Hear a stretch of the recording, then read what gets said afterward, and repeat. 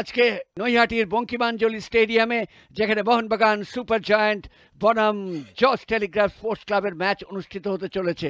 Coach হিসেবে আছেন বিশ্বজিৎ ঘোষাল, অপরদিকে সায়ন্তন দাসরায় হচ্ছেন জজ টেলিগ্রাফে। শুরু হয়ে গেল আজকের দ্বৈরথ, মোহনবাগান সুপার জায়ান্ট বনাম জজ টেলিগ্রাফ স্পোর্টস ক্লাব। চলেছেন অরিজিৎ সিং, লম্বা শট।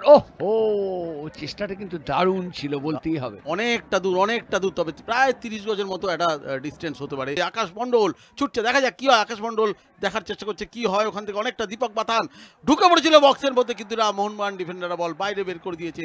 সম্ভবত কর্নার হতে পারে।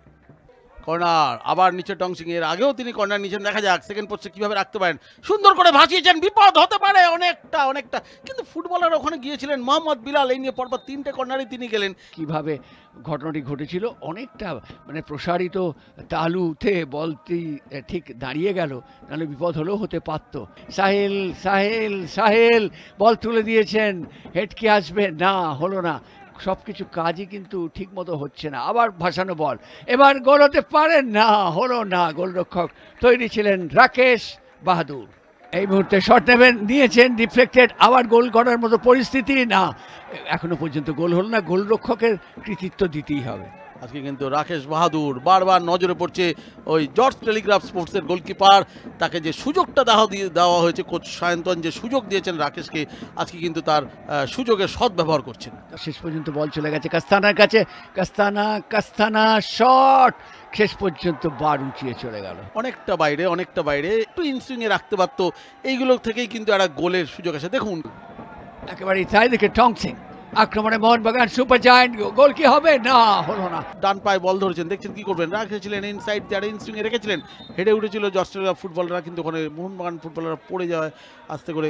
ওখানে কিছুই হলো না। একটা সময় কিন্তু আকাশ মণ্ডল কিছু করার চেষ্টা করেছে, কিন্তু বদলে দিয়ে বল দারুণ একটা সেন্টার রেখেছে ডান দিক থেকে। ওই গোলকিপার ওটাকে ফাউল দিয়েছেন রেফারি, যেহেতু গোলকিপারকে খুব অন্যায়ভাবে চ্যালেঞ্জ করেছিলেন অভিষেক কুঞ্জন। আরেকবার দেখুন, ডান দিক থেকে একটা সেন্টার এসেছিল, অভিষেক উঠেছিল হেডে, কিন্তু না, সম্ভবত ফাউল দিয়েছেন রেফারি। মানে চাইছেই না যতটা সময় নষ্ট করা যায়, যতটা স্লথ গতি। কিন্তু এটা জর্জের জন্য স্বাভাবিক। মোহনবাগানের খেলায় কেন এরকম হয় প্রদীপ? মোহনবাগান কেন?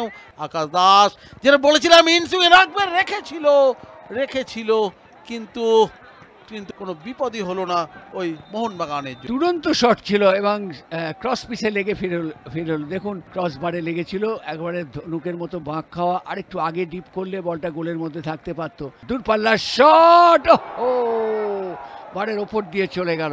মরিয়া প্রয়াস। বলতে জর্জের ফুটবলাররা বিধিসম্মতভাবে বাধা দেননি ওই তুষারকে, যার ফলে ফাউলটি করলেন তুহিন পাল। দেখুন কিভাবে তুষারকে বাধা দিলেন। আক্রমণে মোহনবাগান সুপার জায়ান্ট, শেষ মুহূর্তে গোল কি হবে, সবাই তাকিয়ে আছে সেই দিকে।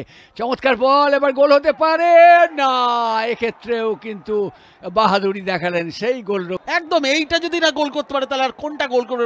আগে নামানোই হয়েছিল, এই কাজটা করেছেন। এবং রেফারি রোশন দাশগুপ্ত লম্বা বাঁশি বাজিয়ে জানিয়ে দিলেন যে অ্যাথলিট CFL 2025-এ আজকের খেলা শেষ। অর্থাৎ জজ টেলিগ্রাফ 0, মোহনবাগান সুপার জায়ান্ট 0।